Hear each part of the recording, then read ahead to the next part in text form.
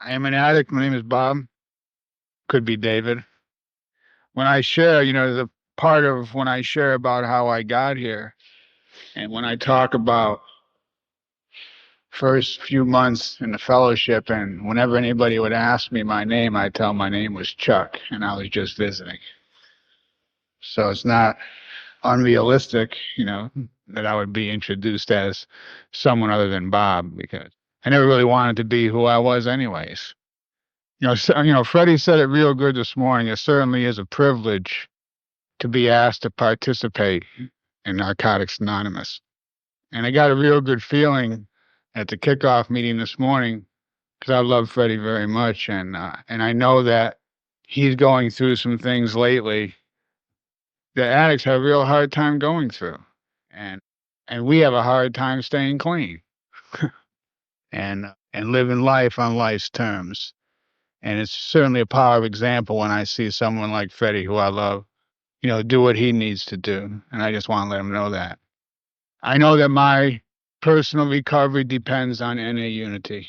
And Unity Day for me means we come together as a fellowship because what that unity means to me is language, is participation. I don't know a whole lot about men's stag meetings, but I know a little bit about recovery. I know you don't get loaded if you don't pick it up. And that's why I'm here. That's what I'm here for. I'm here to be clean. I'm not here to be good. But I know by staying clean that maybe I can do some good. But I need to, work my program. A program that was given to me, by a loving sponsor. And I have an intimate relationship with that person today. And I'm sure I will share part of my journey with him over the past few years. I love what Robert had to say, when he was talking about that wallet, he could barely handle $62, never mind 4,000. I mean, I remember when I first got clean, I'd still go grabbing two more when I was leaning over because I knew nothing about being honest. I never lived an honest life, a life in the past. I never felt right growing up. I always felt different. My father was a police officer, and I remember at an early age him locking me up behind bars because I came home with a bicycle that didn't belong to me. And he told me that this is what your life's going to be about if you don't change. And I didn't change, and I was never afraid of being locked up. And I didn't change anything until I got to Narcotics Anonymous. Matter of fact, it took me probably 2 years after I got here to start any kind of change, other than stopping putting the drugs in. I had very few successes in my life. I graduated high school. I got out of the military service somehow with an honorable discharge. That's about the only successes I ever had. I'd started everything and finished nothing. I lived, two lives. I was afraid. I was always trying to save my ass and face at the same time. I would be what people wanted me to be, and then I'd do what I wanted to do over here.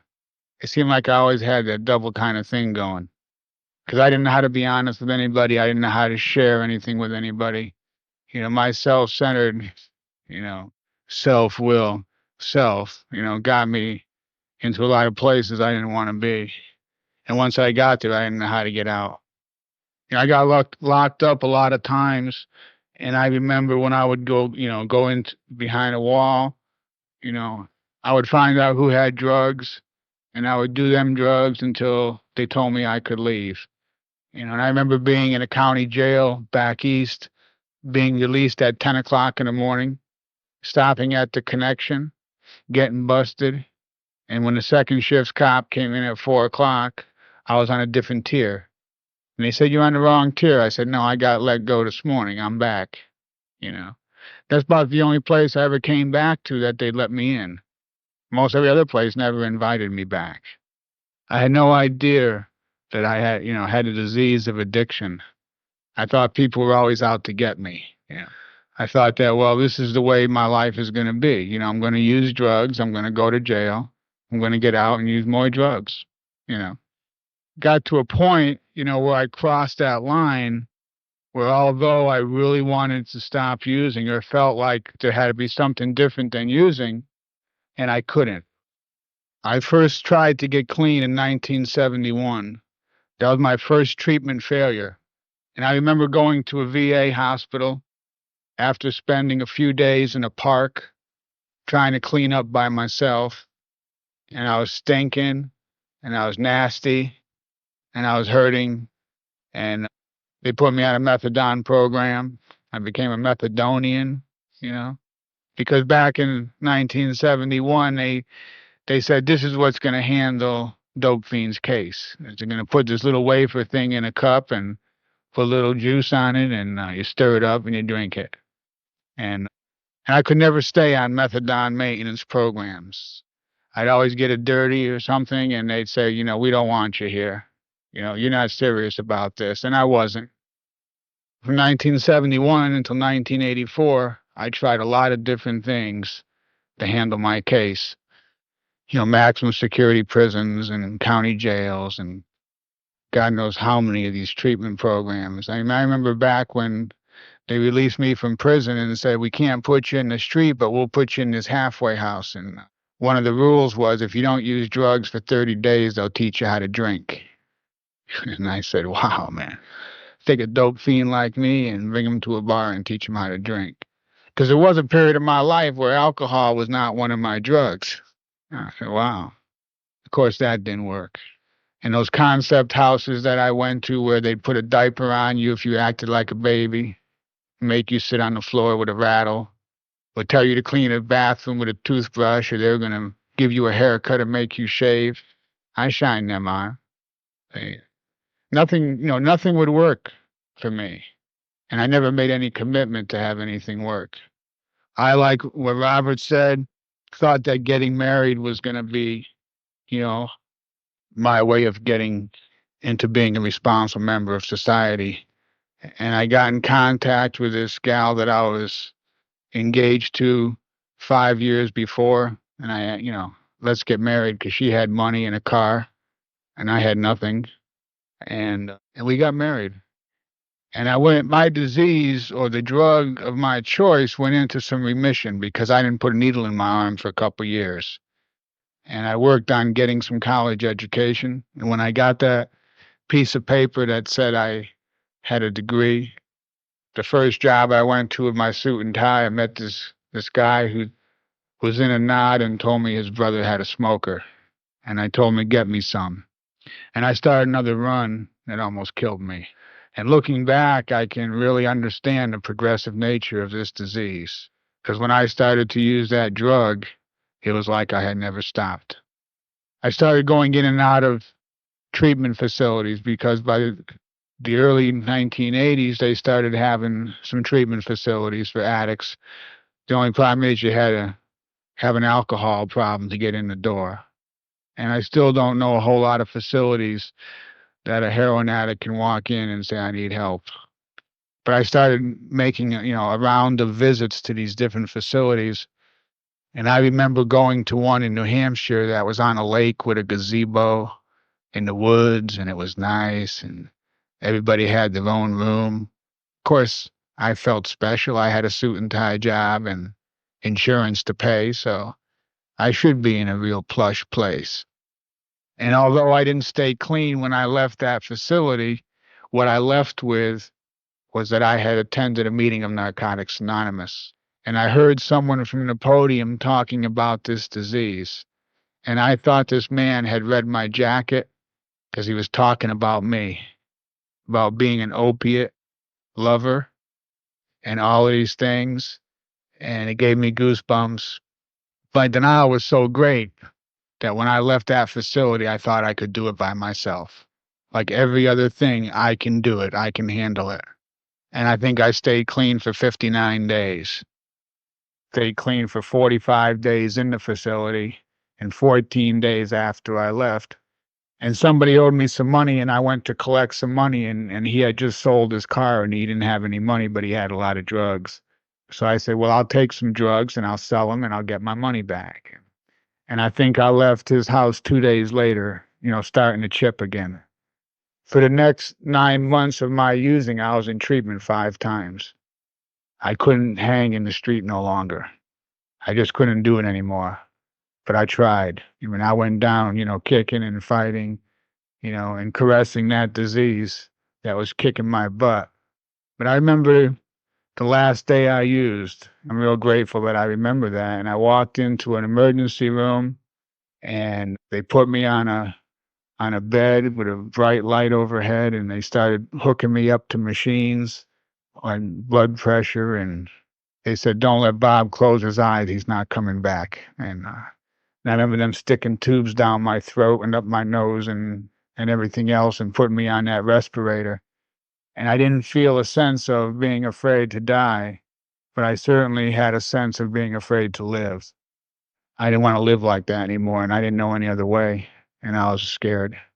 And I woke up the next day in a hospital bed, the kind that have the rubber sheets, so when you're kicking, you're sweaty and you stink. And I went into the bathroom and I looked in the mirror, and the inside of me didn't know what the outside was all about. And tears started coming out of my eyes. And I got on my knees in that little bathroom, and whatever my concept of a higher power was at that time, I asked God to help me not to die a using addict.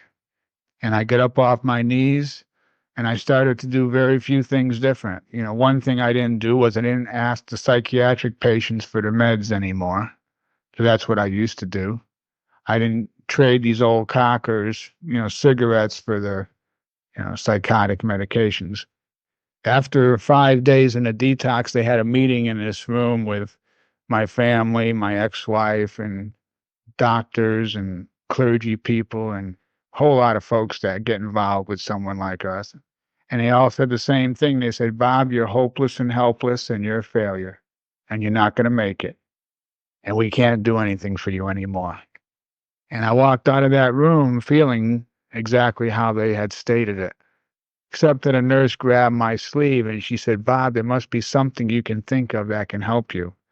And if there ever was a miracle of a loving God working in my life, I was able to say Narcotics Anonymous can probably help me." So that night she had called up, H&I person, and I didn't know they were an H&I person. She said, "Someone's coming to talk to you tonight." I said, "Great," and the kind of addict that I am, I figured he would bring an application and I would join Narcotics Anonymous and pay him $20, and Narcotics Anonymous would do it for me. Because I'm the kind of addict, I don't want to do anything, man. I want somebody to do it for me. I got married so someone could take care of me. I didn't know how to do it myself. I didn't want to make a commitment. And this person came to see me and we talked a little bit and he said, "What do you want to do?" And I said, "I don't know. I just don't want to use." And he said a couple of words, "You don't have to." And I had never heard that. People used to say, "Bob, why don't you stop putting a needle in your arm? Why don't you just drink? Why don't you just do this?" Nobody ever said, "You don't have to use." Once again, a loving God worked because I said, "I don't know how to do that." And he gave me a piece of paper. I was living in the state of Connecticut. And at that time, there was probably less than 10 meetings of Narcotics Anonymous in the whole state. Anyways, he gave me this piece of paper and he said, "People like us go to these places and don't use." And I guess it was somewhat intriguing because I had gone to other places and I could never identify. We talk about in our readings, about psychiatry and counseling and all these things. I tried all that stuff. I identified with those readings. Nothing worked. And I guess I was just willing enough. I was willing to be willing. And when I got out of that detox center the next day, I didn't go to the connection and I didn't go anywhere else except to a meeting of Narcotics Anonymous. And I remembered parking around the corner so nobody could see my car. I remember sitting in the back on Murderer's Row, holding up the wall in the back. I got there 2 minutes after the meeting started, and when they said we're going to close this meeting with a prayer, I figured that was a time to leave. And I was walking back to my car, and those tears were coming out of my eyes again because I had looked around the room and I had seen people's eyes that were clear. The girls were pretty, people were smiling. And God, I just felt I can't ever be like these people. But if I could just stay clean if I could just not use. And I wanted to use, man, like terrifically. I was still kicking that methadone because when I got clean, I was doing 120 milligrams a day. And that methadone doesn't leave our system real quick for those of you who've ever been on that drug. And I used to go home after meetings and I'd stare at the ceiling until the sun came up. And whenever I'd start shaking and sweating too bad, I'd take a hot shower and I'd get up and go to work. And I have all I could do, to stay at work and not go to the connection because I wanted to use, but I wanted to stay clean. And I'd picked up one of the basic text. Back then it was a third edition that just came out to print. And I picked up a basic text and I started reading that book. And I identified the stuff that was in that book. And I got a sponsor because I told someone at a meeting that I needed one. He said, well, I'll sponsor you. So that took no risk and chance. And I used to send him a Christmas card and see him at a meeting every couple of months. And every time I saw him, I had to look good and I told him everything was fine. Because I had no idea how sponsorship worked in this fellowship. I used to see the steps hanging on the wall, so I figured, well, you go to step meetings and you talk shit about the steps, and that's working the steps. When I had almost 2 years clean, well, when I had about 6 months clean, someone finally said, gee, Bob, so I'd finally admitted my real name. Why don't you come with us to the jail tomorrow night? And I said, no, I don't go to jail. They said, yeah, we go in there and carry a message to the inmates. And that was the beginning of my involvement with H&I. Freddie said something this morning about sometimes we go to these institutions thinking we're going to save somebody. I still want to be a savior sometimes. But when I leave, I always realize what I saved was my ass one more time, and the gratitude I get to be clean. I remember when I had a year clean and they said, this key tag glows in the dark. I went in the bathroom and turned the light off to make sure it glowed. I wanted to make sure they were telling me the truth. And they were. I thought at 1 year when they said the work begins, that means service work. So I got into a lot of service work, GSR here and secretary there, making coffee over here and going to this jail and this hospital. And if someone had a public information thing, I'd take off work and I'd go do it. And I would just run in all kinds of directions. Then when I had almost 2 years clean, I met this lady and we've been together 5 years almost. But when I met her, what she did for me, what I was unable to do for myself, what she used to tell me almost daily, probably a couple times a day. She would tell me, get honest, man. Get fucking honest. I didn't know how to do that. I had never been honest with a human being in my life. She gave me a tape. She came out to California here. We were living back east, and she came out here. And when she came back, she brought me a tape. She wanted why don't you listen to this tape? I brought you something, she said. Of course, I wanted a gift, like maybe a shirt or something, a pair of sneakers or something. She brought me a tape, and I listened to this tape, and I felt the same way I felt sitting in treatment, listening to this speaker in my first Narcotics Anonymous meeting, because this man was talking about me and about my disease and how it manifested itself in my life. Again, my loving God worked for me and did for me what I couldn't do for myself, because this man was in the state of Connecticut the following month. And I got a chance to be around him and go to meetings with him and listen to him. And I had this feeling inside that I wanted to ask this man to be my sponsor. And I was scared and I was feeling real inadequate. And, why would he want to sponsor me? I'm a sick ticket, Why would anybody want to help me? And I got the courage up one night and I said, I've been around you for a week and I've been listening to you and I like what you have. And would you please be my sponsor? He said, it would be a privilege. And I like to know where you are with the steps. So I had self-willed a couple of fourth steps. And so I told him, I said, well, I've done a couple inventories and I'm ready to do another one. And, he got up in my face, and I didn't know he only had one eye then. And he said, don't tell me how to sponsor you. I haven't advised him how to sponsor me since. What he did for me from that point and still today is he's taken me on a journey of the 12 steps. He has taught me about love. He has taught me about relationships. He has taught me about life. He has taught me how to write. He has taught me how to make a commitment to something I never knew. He taught me, most importantly, about intimacy. Because although, I share my life with Karen today, and she knows most things about me, my sponsor knows everything about me. I don't have any secrets that I'm aware of today. I'm sure I'm a sick addict and I do have secrets because I'm not perfect, but I don't have any that I'm aware of. Because when he speaks to me, he'll say to me sometimes, "What's your deep gut happening right now? What's your secrets right now?" When he used to ask me that at first, man, I would be like a turbulence inside. What did he find out? What does he know that, how am I gonna be able to make it better than what it is? And now when he asks me, I just say, "Ain't nothing happening inside," except that I'm real grateful.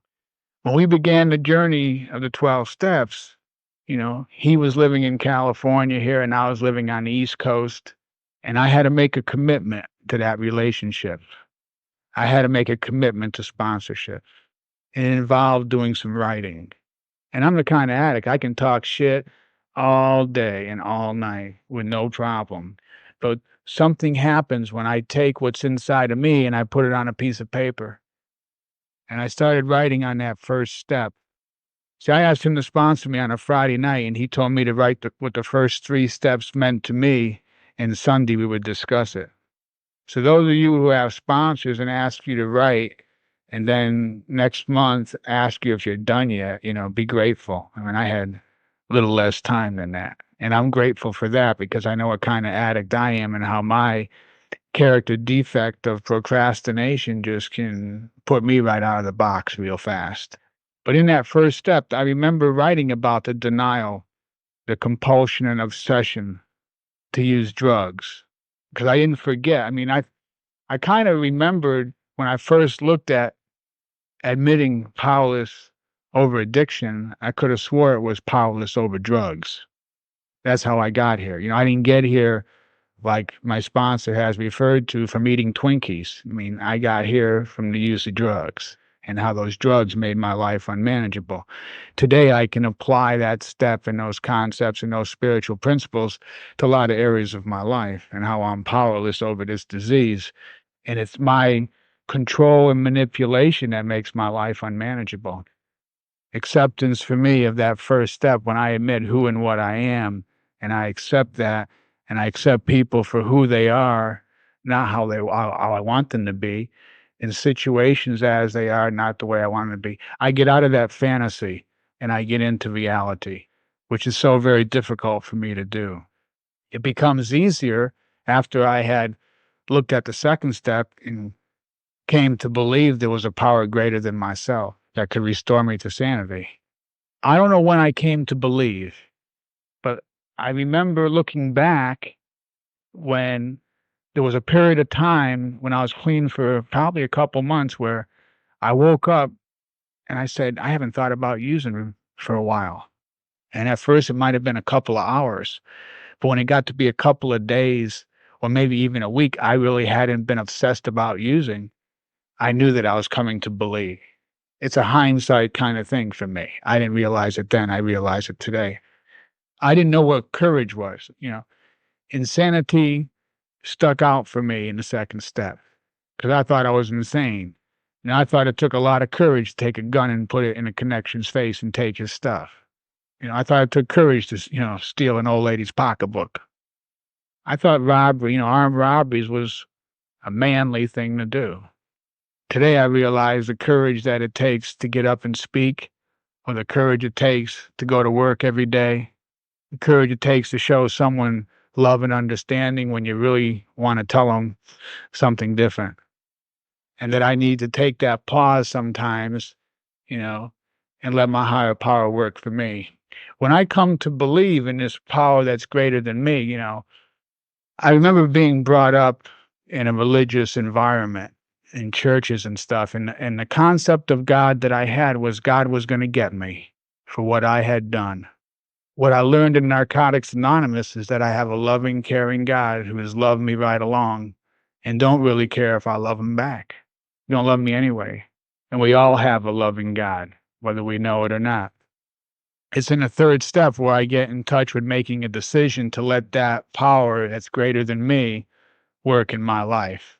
When I make a decision to turn my will and life over to his care. When I got Bobby to sponsor me, I got Sydney too. I got a package deal, and she helps me with the steps when she shares about them, and I listen to what she has to say. And one of the things that I'll never forget her saying about the third step is a lot of times I don't know what God's will is for me, but I sure know what it isn't. I sure know when I'm not living in God's will, when it's my will. It's quite apparent for me. When I had a relationship starting with this higher power, it gave me the courage to put down on paper a fearless and moral inventory. And I asked Bobby, I said, what do I write in an inventory? Because I've already done a couple. He said, write about the stuff that you didn't write about before. That stuff that came up and you didn't want to deal with it. Write about those things. And close to 100 pages later, I wrote about things that I had never told another human being. I told him about some of the people that I had ripped off. I told him about throwing people off the rooftops of buildings, shooting galleries in New York because they turned blue or purple from an OD, and take their leather jacket and their shoes and throw them off the roof. And it was better them than me. And how shitty I felt about those things. Or about how men would be crying because you had a gun in their face. And you told me you were going to shoot them if they didn't give up their drugs. And I didn't feel real good about a lot of those things. We talked about it. Talked about how, when I went to prison the first time, I had this sick ego and pride of like I finally made it. I am somebody now. Nobody's gonna mess with me anymore because I'm a convict. I have a number, 43650. That's always gonna be mine. And how sick thinking that was. And I remember being, real scared to share this inventory. And I was crying. And he shared a lot about what's happening with him and what has happened with him. But the most important thing is after I shared that inventory, he put his arms around me and told me he loved me. And I was a beautiful person. And he told me to tear it up and throw it away because that's the past. And it's time to get on working the steps. And right at that moment, he told me, I want you to make a list of your defects of character. Because if you're going to work that sixth step, which says we became entirely ready to have God remove all these defects of character, I want you to know what you're asking God to do. So when I made my list of defects, I think I had 13. Baker's dozen sounded good. And I had, ego and pride and jealousy.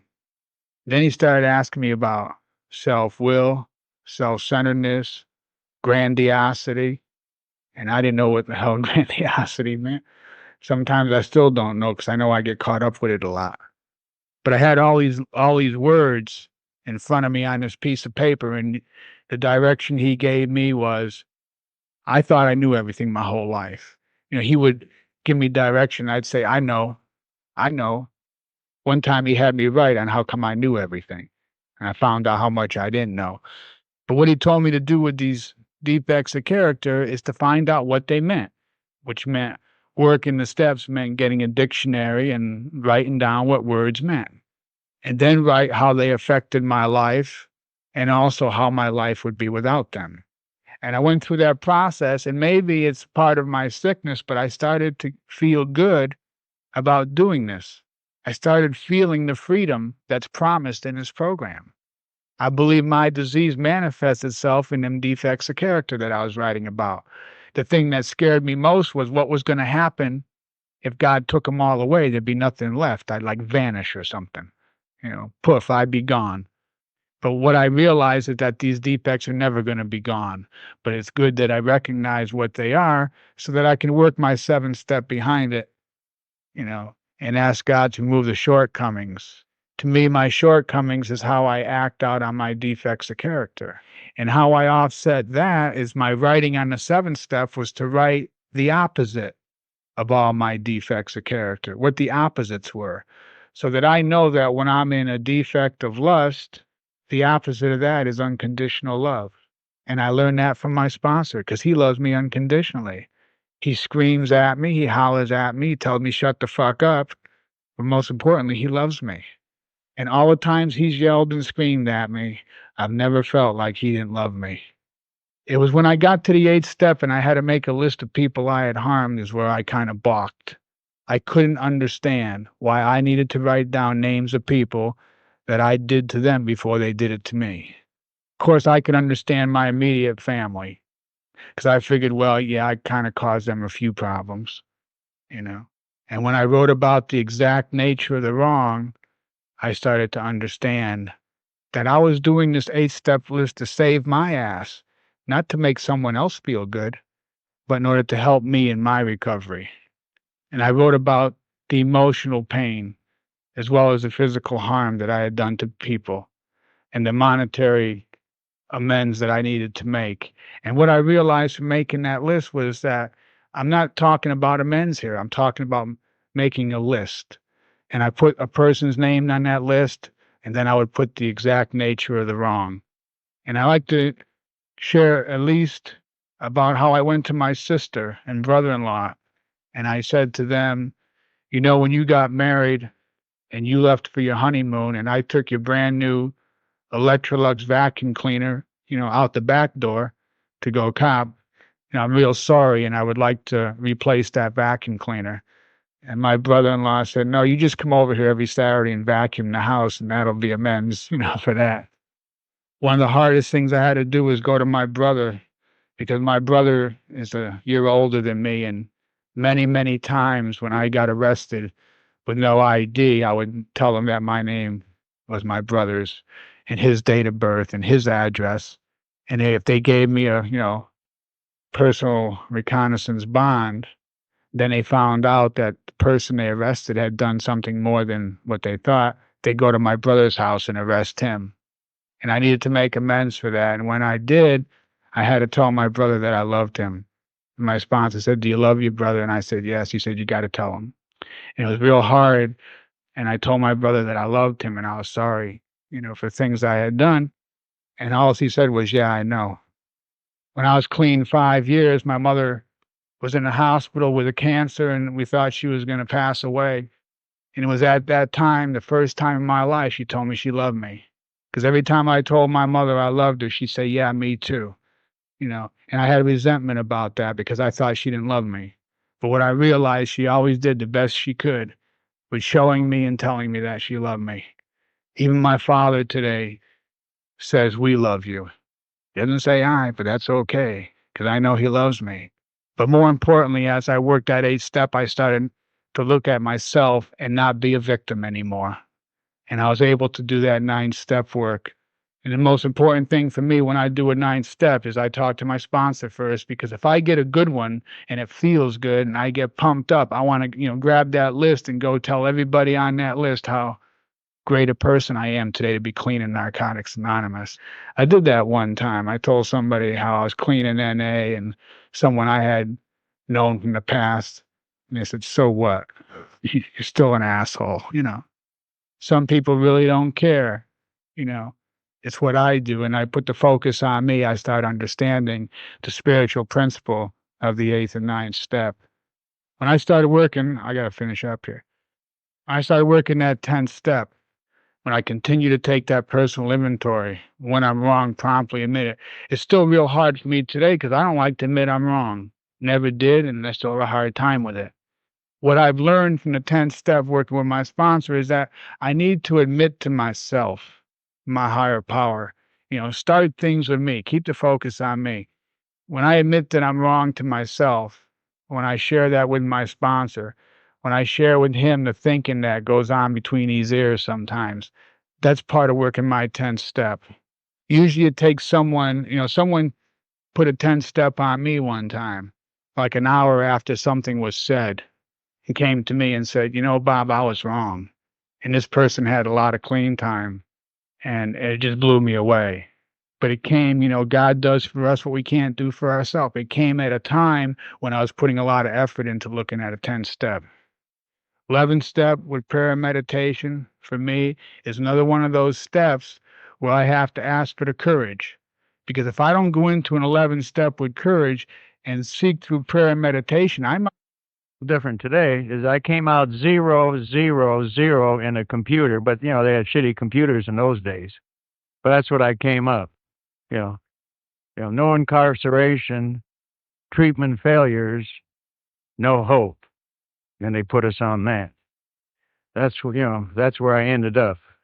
3 terms in the penitentiary, incarcerated on and off from the age of 7, and that's when I took my first chemical at the age of 7. So I ended up in 1973 walking in the door. And it was it's, I know that there's divine intervention. I don't like to use these real heavy words. If you don't understand it, see your sponsor. Because I had nothing going for me. See, something got through. I did, whatever it was, whatever the experiences, and I know today the experiences. This is the only place in the world I ever had any good experiences. Is when I got clean, and walking into rooms where I really knew that people loved me and cared. And I wanted something better than what I had. And when I walked in, I remember getting down on my knees and asking for help because I didn't want to die a using addict. If I could just get one day clean, I'd have been happy. Because I didn't think I can get one day clean. See, it was amazing because way back down, the line someplace, I used to be able to walk over and come in and get clean and lift some weights, play some handball, chase the women, get a job, get a car, and just shut it off. Then all of a sudden something would happen and bam. See? And that, all in my mind, I thought I had control over this disease, see, because I was able to shut it off. Someplace down the line, I crossed over this line and the progressive nature of this disease, and I couldn't stop. I mean, if I was incarcerated any place I was at, I was laying in the hospital with endocarditis, and they told me I was going to die, and I was trying to figure out how to get the IV things out of both arms to get out of there to get loaded. Are you crazy? What do you mean I'm going to die? I got an aura around me. How do you think I survived this? I'm almost godly. Okay? And that's where this disease took me. To the degradation and the shame where I couldn't stand to look at my face in a mirror. Okay? I couldn't stand to be clean, to look back and think of the things that I've done to others, let alone to myself. Because I tried the best of my ability to destroy anything and everybody that fell into my path, that came close to me. I shoved and pushed people away. See, I understand why I did all those things, and I understand the violence that I had in my life and the things that I did because, deep down inside I was scared. I had fear, and fear manifests itself in very strange ways. See, I didn't understand. See? And the bottom line of every goddamn thing, that I was about and the thing that I felt, and believe it or not, I've taken, 7 inventories, and it's hard to believe you that know me, but and the bottom line of all this stuff, was I just wanted to be loved. Well, isn't that something? That's a hell of a path to have to go through just to want to be loved, and that's all I wanted. That was the bottom line, is to love and to be loved. See, as a child, I don't think I felt all these things. See, my mother took me to my first 12-step program when I was 19 years old, so you know where my mother was. My mother was laying on the floor drunk, most of the time when I was a kid, and I couldn't bring anybody ever over to the house. So that shame and making excuses and taking responsibility. And my father left my mother when I was 14 months old. So, I must have, I had to take responsibility for that. He probably took a look at me and says, let me out of here. Abandonment. Then I got in an accident when I was 7. A lot of things happened when I was 7. I lost my right eye. And I was blind in both eyes for 10 weeks. I forgot how to walk. And I got up from that, and I used to see 4. My vision was 4 times. And I couldn't walk. I had to learn to walk over again because I was laying flat on my back. And all these feelings of being different. See, I learned today by working the 12 steps that I had, I started building up my feeling not only of abandonment, but my feelings of inadequacy and insecurity. My disease has taken hold, see. Because when I was 7 years old and I took a little drink of the old vino, boy, I felt good, and that kicked it off, And in my using, I used until I couldn't use anymore until I went out. That's how I used. And if it hadn't have been for the penitentiaries that I went into, I'd be dead, There were rescue points for me. And and the 3 years that I had on psychedelics, so if I get a little weird, we put it on that. Let's not put it on. So, yeah. I still see blue once in a while, That's when I wanted to be an intellectual giant and a hippie at the same time and chase the long, skinny women. Yeah, but that's the truth. You know, when I walked in here, this the rooms were small. There were very few people in the rooms. Yeah, but all the time in the rooms, man, there was hope. Yeah, and I sat in those rooms, meeting after meeting. See, today you guys are high tech. Got high tech recovery. Yeah, I went to minimum of 7 meetings a week for the first 4 years. I mean, it was inconceivable not to be at a meeting. Okay? It was inconceivable of not, working the steps. Yeah. See, we didn't have all the service today, so, the best thing we had in service was secretaryship. You were almost president of NA if you had a secretary job. I mean, you had to wait in line, to make coffee. You got to, let me have a toffee check. When can I be on the coffee list? Yeah. And I say all these things, see, because, this is what was happening. I remember, and I'm going to bring this up, today, because I know if you have over 2 years, you don't qualify for GSRs. But I remember, being a GSR, I finally got 2 years clean by the miracle, of my higher power. And I got fired because I missed a meeting. If you were a GSR, you had to show up at your meeting that they put, that they voted you as a GSR. Remember that, Stu? Yeah, shit, huh? They fired me because I missed a meeting, went to a hockey game. And I sent a message back. Somebody asked me, you going to Tuesday night meeting? I said, no, man. I was rough and tough, and I know, I had a homicide on my record. I'm a certified killer, so that they would, had fear. And I said, no, I'm not going to meeting, chump. I'm going to a hockey game, and I hope you don't like it. See? I knew that was going to handle everything. I came back next Tuesday, and they read the roll of the officers, and my name wasn't there. I said, I think you made a mistake. They said, no, Bob, you made a mistake. You know what I got from that was respect, see? Because they didn't care who or what or where. First things first, and that's responsibility. And NA is, a hell of a lot more important, than I was.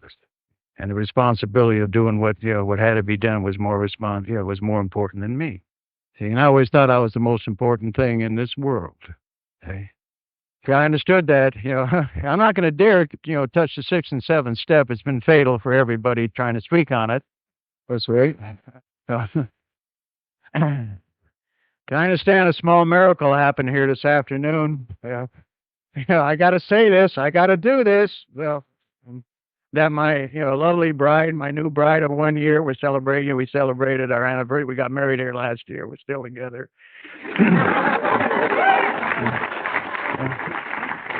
We've been together for almost 15 years. And, I couldn't believe when I heard that she was speechless. I mean, if there's anything in this world you'd tell me about Sydney, boy, that is the last thing in this world I ever thought I was going to hear. So anyway, the 6th and 7th step, I'm going to make an attempt to talk about it since it's a little unclear at this point in time. It's called defect of character. And the only way you can talk about it is if you don't have any left. And and I'm pure today. I didn't do anything. I went to bed at 9 o'clock this morning. I stayed in my room in deep meditation and prayer and did a 3rd step with 2 people. And so, I'm free of all my defects. And I didn't have any to start with. But see, one of the things, that I found, about the 6th and 7th step, that I really, didn't understand, and I think sometimes, I used to go over it, it's that it's a character, the character is myself, okay? And what I had, coming in here is a whole lot of defects. And I think what the thing is that there wasn't a thing I could do about it until I took the first 5, okay? Because every step got me spiritually fit to work the next. Because I know so much, that I looked and I sat down and I wrote these things out and found the opposites and wrote them out. and found out, what would my life be without and what would my life be with, and I'll tell you something, without's really sounded good. Okay. But I found out that I identify them today and they still will crop up, but today what I'm able to do is cut them off at the path. See? And I'm the same person that walked in the door. And thank God that it's an adventure. See? I'm just grateful I'm not recovered, boy, because if I was recovered, I'd be in big trouble. See? Because one thing I know is about me, and I know about how I feel. See? And I know about sitting in that chair, getting to come, waiting to come up here and sing "Everybody Shake." And I said, that's what we're supposed to do. See? Because one of the things that I know when I come up here that I have to do, and that's share with you, what's happening with me. See? And that scares me because I want you to see me, as this beautiful, wonderful person, which I am. But I have defects of character. I get angry. I get greedy. I get selfish. I get self-centered. I get self-obsessed. I get resentful. I get all these things. And one of the things, that I get too is guilt. I feel guilty. Sydney told me the other day, I said, gee, I'm feeling guilty. She says, thank God you're working the steps. That's how you can feel guilty. You can feel something. And I stopped and I thought about that and I said, my God, I went through 38 years and didn't feel nothing. So I used to feel a little sad or, gee, maybe I shouldn't have done that or, but I didn't feel guilty. I mean, I cut the guilty thing off a long, long time ago. Okay?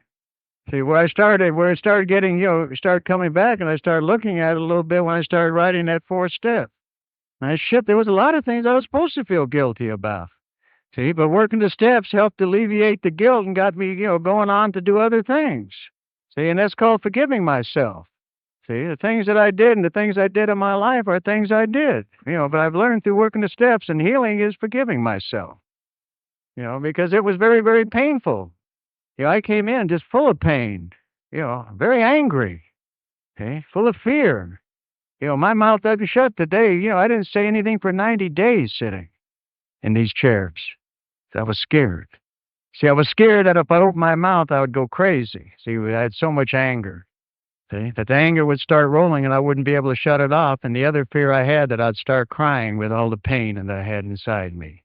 So I sat there. And I remember sitting in rooms and I remember finally getting enough guts to raise my hand and say, my name is Bud and I'm an addict and I'm scared. See? Because I was scared. See, I was just as scared as this recovery stuff as I was scared of anything. See, this was all new, new land. I didn't know anything about this. See? And even that, my using looked safer than this recovery stuff because I knew about the using and I knew that life, but I didn't know anything about this life. And I remember sitting in these rooms and people talking about higher power and holding hands. Bullshit. You're crazy. Holding hands. I might hold hands with a girl. I ain't holding hands with no guy. It was against my principles. I had great principles. I used to say, stand up and they used to say the Lord's Prayer and hold hands. I'd go to the bathroom. See? Because that was being vulnerable and intimate. See? And that's what I didn't want to be. See, as a result of working the steps to the best of my ability, I become vulnerable and intimate. It scares the shit out of me. See, it lets you know who I am. I love what it's in the fifth step. I'm going to share this, with another human being, all these secrets with another human being. Shit, if I'd have done that, I probably wouldn't have hit prison 3 times if I wanted to give it up. Okay? And then give it up and what's going to happen to it, that scared me to death. Okay? But I didn't understand that it was going to start healing, a healing process like the first 4 steps. And the 5th step was going to start my healing process some more. And I remember sharing my 5th step and the tears coming down my eyes. That's the first time I cried since I was 19 years old. Okay? I didn't cry again until I was from 19 to 38. And I remember the tears coming out. It was like something new, tears coming down my eyes. I remember the last time when I was 19 years old. I was in a room and I had an outfit dripping out of my arm, stuck in my arm. And I came out from a nod and looked over and my wife was laying in the bed. And I said, is this it? And I said, this is it. And I'm going to make the best of a bad thing. If this is it, this is it. And I resigned, made a commitment. This is what I was going to, this is what I was going to be. And this was going to have, happen to me. See? And here I was sitting, at 38 years old, reading an inventory and talking about some of the things that happened in my life and tears coming down and the tears of pain, you know, for what I've done, destruction that I've done in my life. See, I had nightmares for many, many years, and I had nightmares, in my early recoveries, and that's part of the things for some of the things I've done. See, that would come up, and then I'd make me feel, more unworthy than I already felt. So I figured I didn't have enough worth that I wasn't worthy enough to have any recovery because of the nightmares and the stuff that would come up, and I'd just go right back out. See, I didn't understand that, that would start, and what happened today is that by working the steps, I started feeling worthy and starting to feel better about myself, and starting to put, by working the steps, the craziest thing, that the things, in my life, the story of my life generally is that the things that I feared, feared the most were the things I shouldn't have. See, and the things that I didn't fear, the things that I should have had fear. See, because I feared working the steps, I feared recovery. And the courage, and I prayed for courage to work these steps and paid, because I knew, that this is what I had to do and I had to take, a little risk and chance. And the courage, to want to, I wanted something better. I started feeling worthy about myself. And that's one of the biggest miracles, that I've had in this program. The big miracle, in my life is, being clean. And the other miracle is I feel good about myself. And I really like myself today. See? I think I'm a beautiful person and a good person to the best of my ability. See, I'm not here, to be good. If I was here to be good, I'd be in big trouble. See, I'm here to be the best I can be. And in the process, maybe I can do some good. And one of the things that all these feelings, a lot of this stuff started leading me down the line as I worked the 12 steps and I got to the 12 step and I started sharing this message with others. And that's when the nightmares left and started feeling good and giving it away to others. And that's the thing that I love to do the most. See? I'm no longer in, service anymore. So it left me a lot of slots open for sponsorship.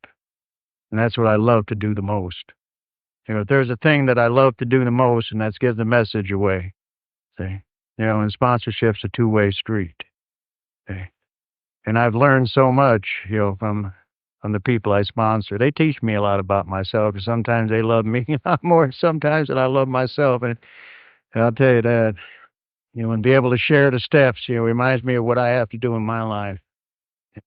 And I think it's so true, and it's probably why that I have a relationship with that beautiful, lady of mine is because I'm able, because I believe what they told me. I didn't like it, see? But I accepted it. They told me to get a relationship with my higher power, my program, my sponsor. And then maybe I can have relationships with others. See? And that was tough. Because I never had a relationship with anybody that lasted more than 3 minutes in my whole life. See? It didn't, it lasted, it didn't last over 3 minutes after the first 10 minutes. Because that's all it took me is about 10 to get one. Relationship of the third kind, Okay? See, today, I have, a lasting relationship. I got people, God, Stu and I, we go back almost 17 years. We still talk to each other. That's the most beautiful thing. I don't remember ever talking to anybody continuously for 17 years. Okay? Because by the time we got through fucking over each other so much and doing all the things and pushing away, and because of lack of vulnerability and intimacy, it was all history. I never had one, me and this man here who I love very much, Stu, we never had an argument. Most amazing thing, we're laughing today. That we never, that's love. I know when people call me up and tell me that they love me, I think that's the most beautiful thing in the world. Okay?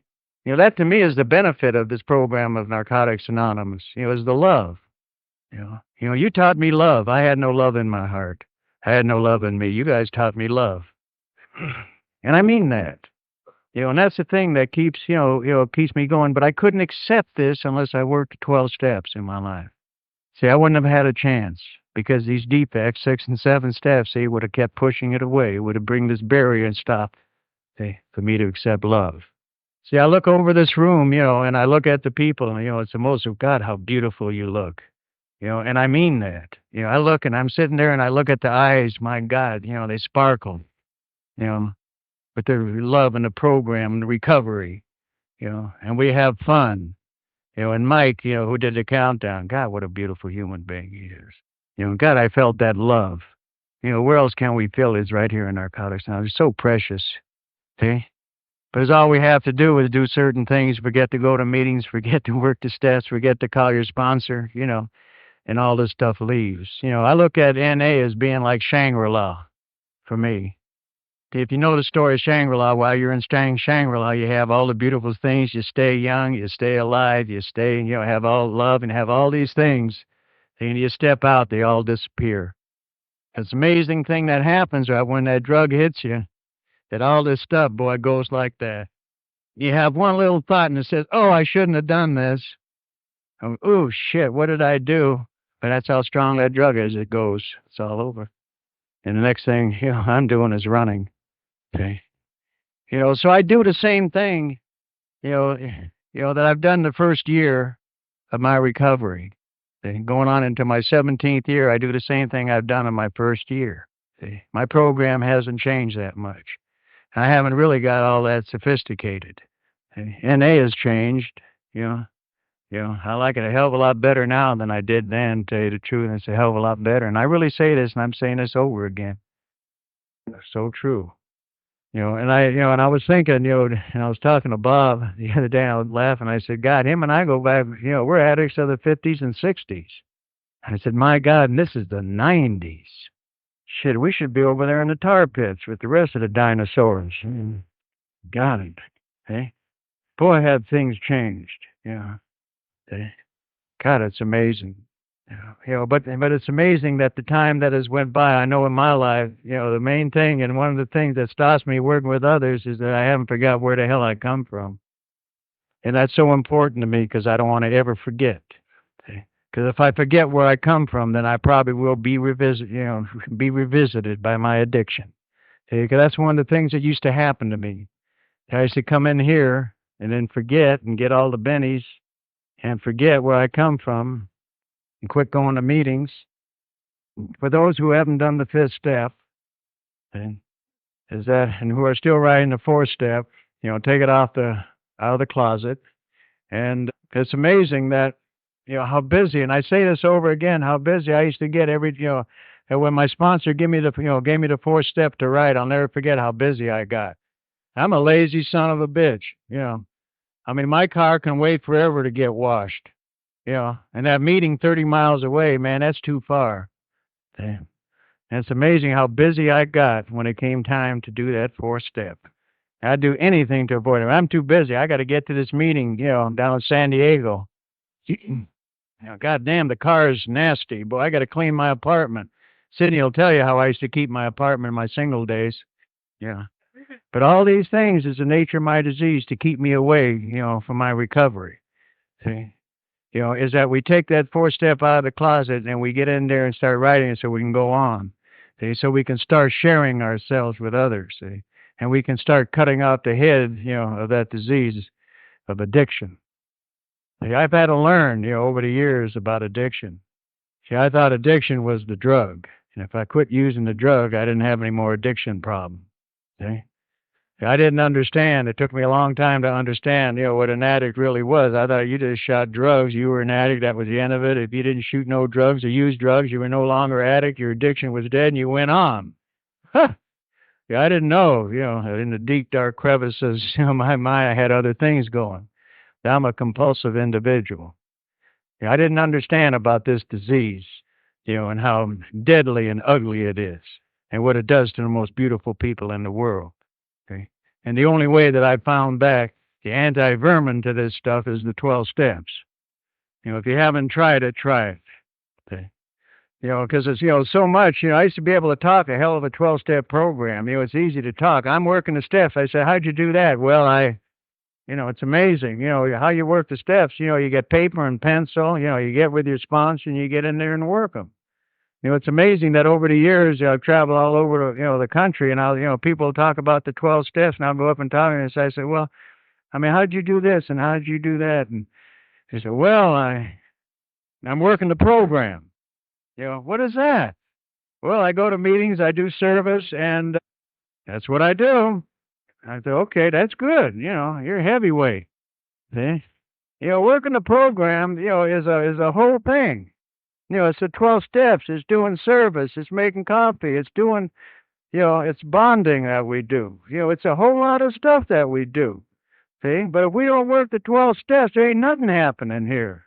See? This is what I have. If I don't work the 12 steps, I got untreated addiction here. I got a lunatic here.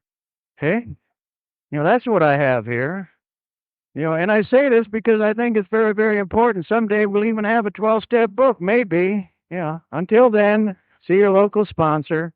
You know, or go to meetings and have you raise their hands. Who's worked the 12 steps? That's what I like to see sometimes more than a countdown. Who's worked all 12 steps? See them after the meeting. Okay? 'Cause I think it's important. And I have my opinion on the 12 steps, and it's this one person's opinion. Okay? But then you know what? It ain't too goddamn bad because I'm still standing up here. And trust me, and you talk to Bob later, I'm not wrapped all that tight. Okay? See, I'm one of the sickest I ever seen walk in here. The rest of you look like angels. I don't say this equally. I was a sick fuck. Okay? Okay?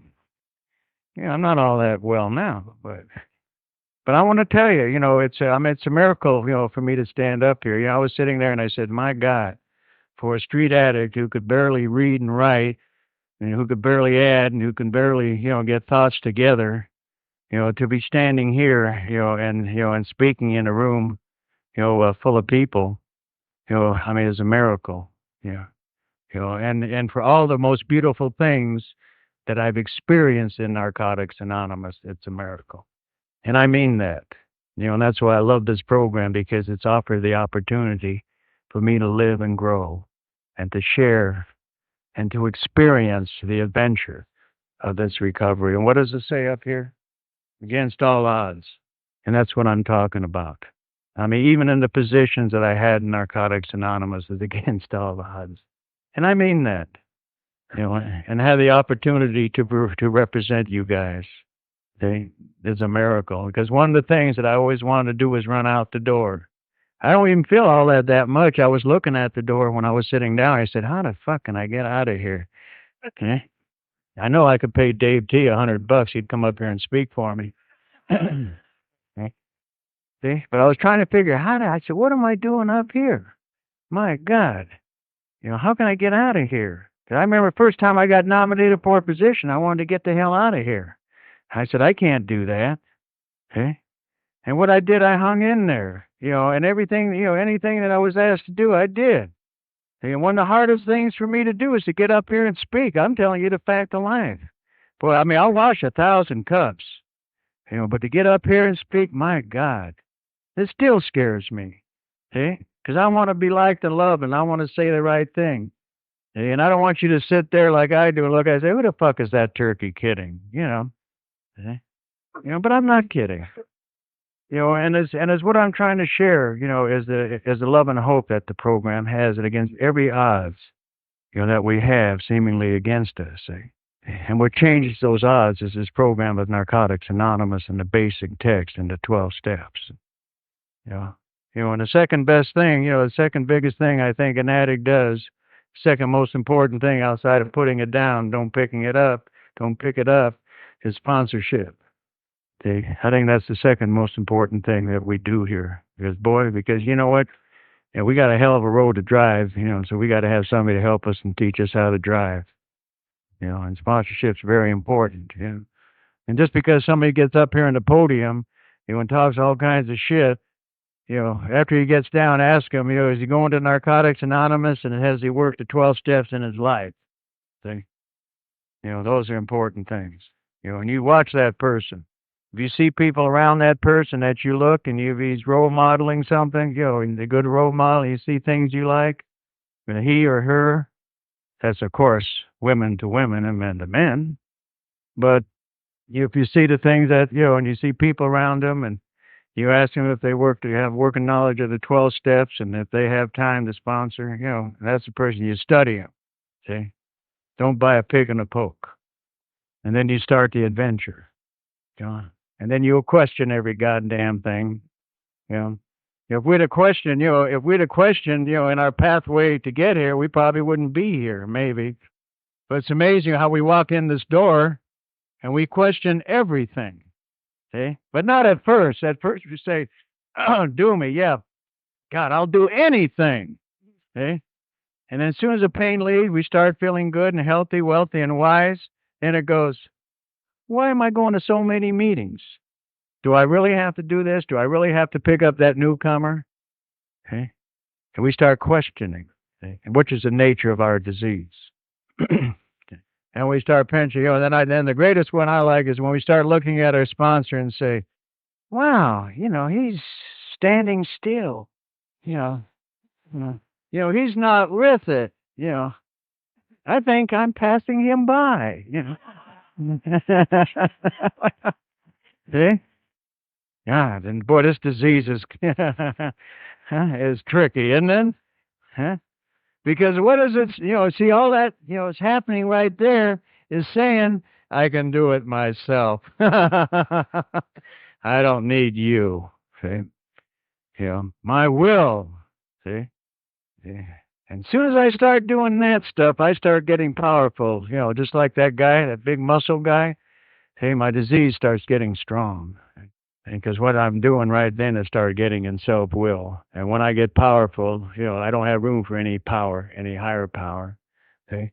And what's happening around here, the bottom line anyway, is where my relationship is with my higher power. Okay? And all in this process that I'm doing is trying to get my relationship right. Okay?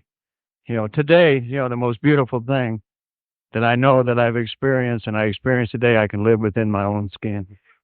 And a lot of the baggage, that I walked in with, has been alleviated, and I got a long way to go, folks. I want you to know that. I'm still in the adventure and I'm still experiencing new things. I was sharing with somebody the other day, I'm still experiencing new things. And when I start experiencing new things, I start going through some of the old feelings again. See? And the most important thing is how I deal with this. When the fear comes up, as I try to deal with, with faith. And I heard a thing a long time ago. Matter of fact, I read it in an institutional paper that says that when fear knocks on the door and faith answers, there's nobody there. See? And that's what it's about. See? And that's what I work so hard, is to try to, keep faith. Because lack of faith sometimes seems to be my dilemma. And I constantly have to work to get my faith. See? And I can't, my past laurels, it's a one day at a time. And my past laurels really doesn't get me anything except I've had a lot of clean days. See, but my past laurels are yesterdays. See, I got to start just like you all every day. It's such a privilege, to be here. And it's such a privilege, to be asked to speak. That to me, and a privilege to be asked to speak in a fellowship that I love so much, and to speak about a program that I love so much, because this is my life, and it's so good. God damn! Thank you.